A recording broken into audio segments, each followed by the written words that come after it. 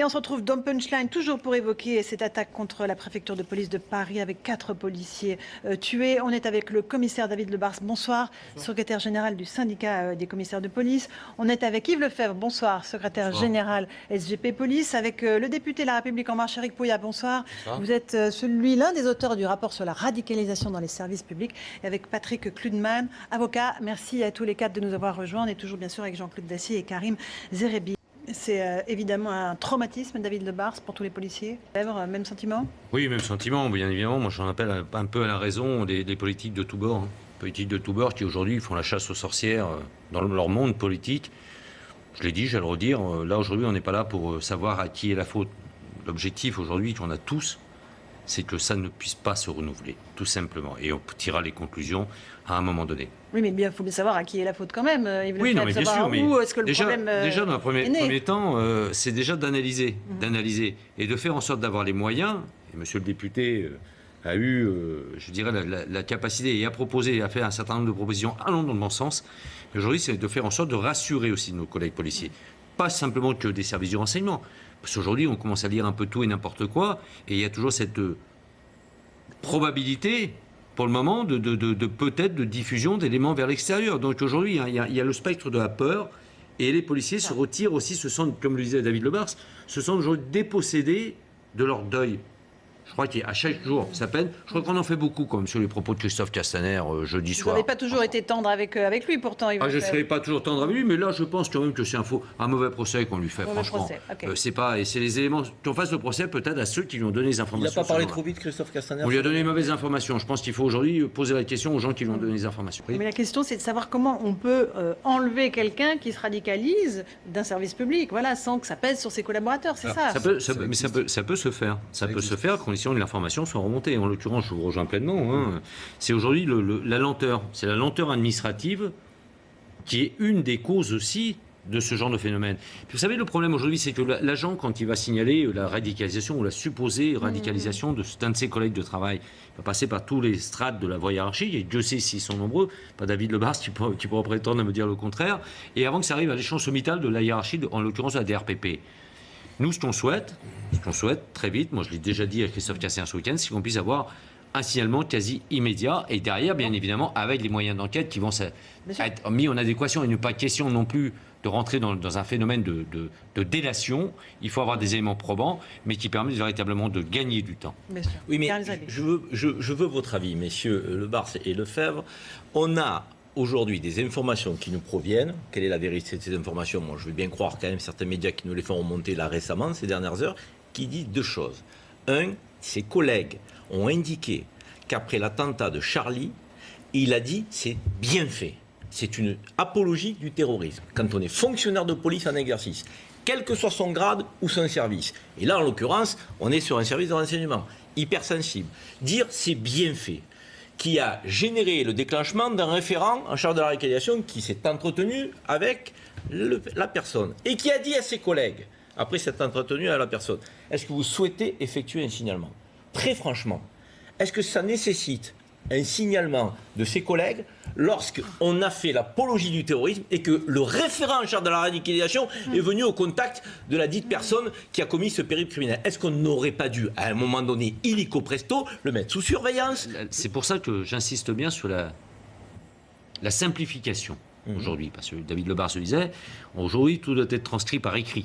Aujourd'hui, c'est très clair. Non, la simplification avec justement la transmission à travers cette plateforme. Cette plateforme, très simplement, et avec bien évidemment ce qui s'impose aussi, hein, parce qu'on risquerait autrement de tomber, j'insiste bien, dans un régime de délation qu'une personne n'est en droit de souhaiter, loin s'en faut.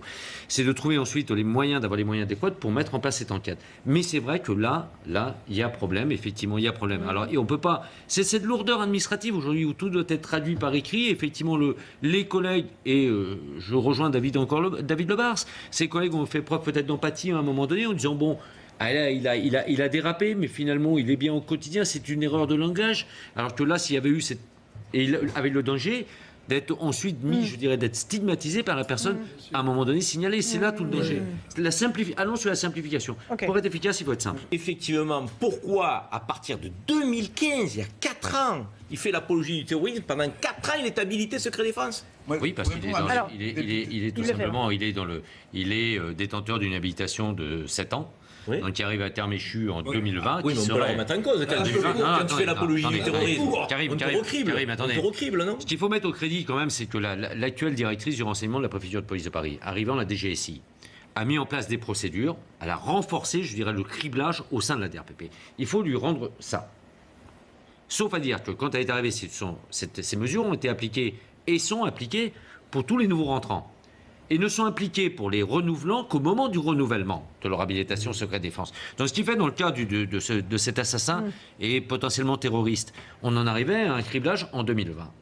L'autre souci aujourd'hui, et c'est David Lebars qui l'a dit en premier, je crois, sur un plateau télé vendredi soir, aujourd'hui il y a la radicalisation n'est pas un élément probant d'infraction en soi aujourd'hui. Si, l'apologie du terrorisme. L'apologie du terrorisme. Mais la radicalisation et l'apologie du terrorisme sont deux éléments différents. Mais là, moi, je parle on peut très bien se radicaliser. On peut très bien se radicaliser sans pour autant en faire l'apologie. Il veut le faire, je parle. Et là, en l'occurrence, non, mais je ne peux pas défendre cet assassin. Mais le souci aujourd'hui, c'est que la lenteur aujourd'hui, la procédure. Je vais vous citer un exemple très simple. Il y a quelques années de ça, un individu est repéré par un de ses collègues de travail pour s'étant radicalisé dans un service en Normandie. Police, bien évidemment. Entre deux, cette personne potentiellement radicalisée fait une demande de mise en disponibilité de droit. Bien évidemment, l'administration y accède. Quelque temps après, il demande à revenir dans la maison de police. Il passe pour se faire dans une commission administrative paritaire et sa réintégration est validée.